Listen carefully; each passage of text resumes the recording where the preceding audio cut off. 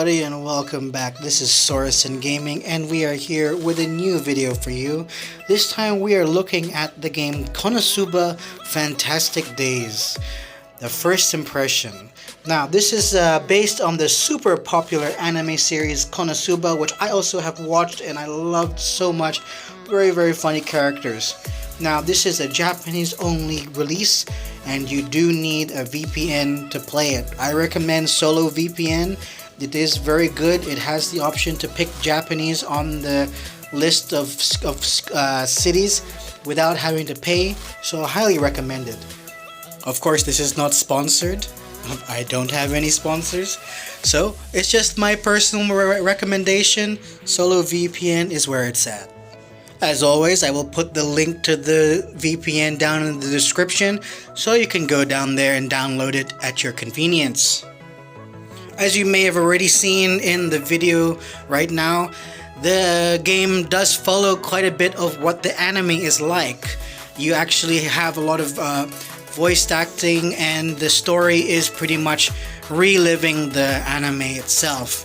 So if you haven't watched the anime, maybe you won't really know what's going on, but then again, you're basically seeing what the anime is like just in game form, so you will learn as you go. And for those who've seen the anime, it's going to be a nice, welcoming, feeling to see all of these things again, like seeing an old friend, you know what I mean? Moving swiftly along, as you can see, like any other anime type of game, there is an anime style opening, which I can't remember if it's like if it's the same opening as the anime, but it is very cute. I won't obviously play it all because I'd like you to watch it yourself if you do decide to get it, but it is a very cute opening, and I really did feel like, I wanted to go back and watch the anime. It was very nostalgic. Now once you finally enter the game, the first thing that you're going to come across is they're going to throw you right into a gacha. Now I'm not sure if that's because I pre-registered or because it's just that's how it works, but as you can see here, right after the intro, you get put right into the game into a gacha. And then, as you can see, now you will see what the gacha system looks like, the animation and things like that. So I'll just let you check that out real quick, and I'll just shut up right now.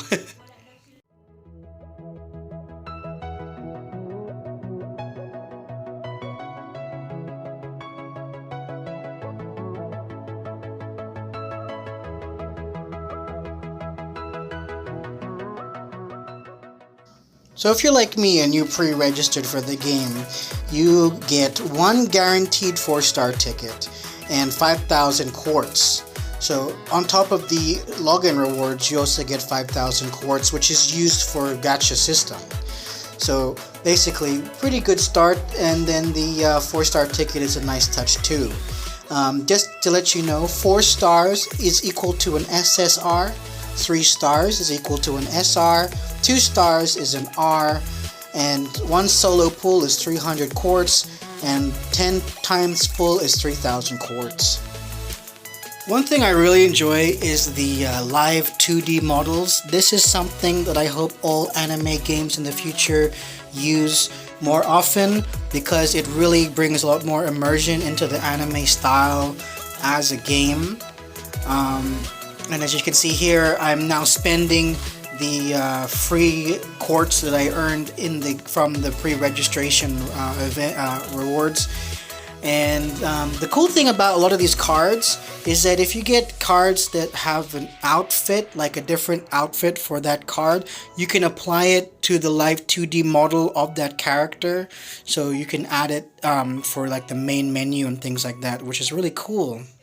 Now I go and use the summoning ticket, the 4-star ticket that I got from the pre-registration.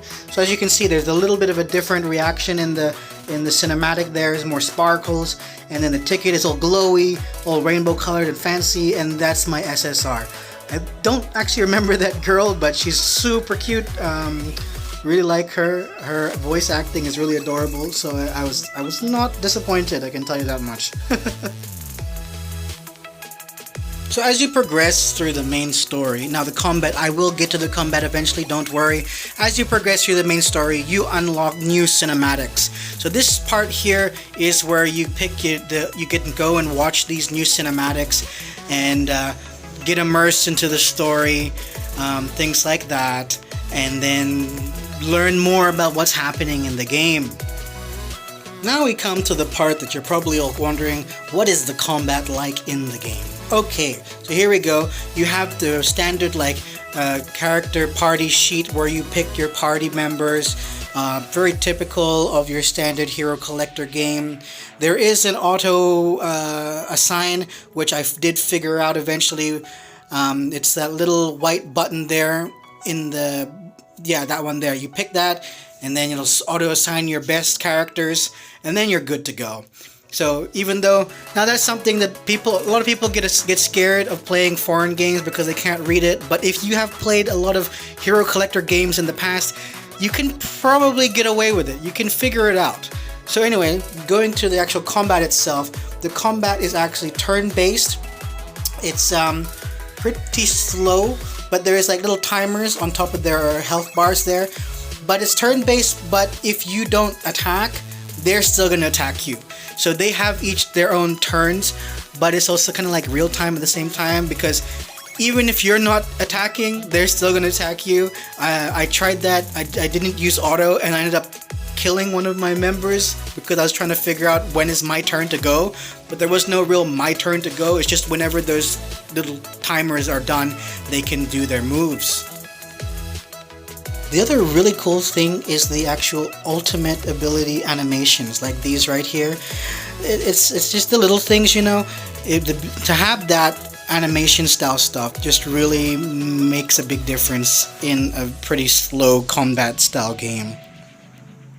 If you remember earlier, I talked about how you can actually change the outfits of your characters in the game. For example, this character here, I forget her name, but you can pick an outfit for her based on what you got from that gacha pull.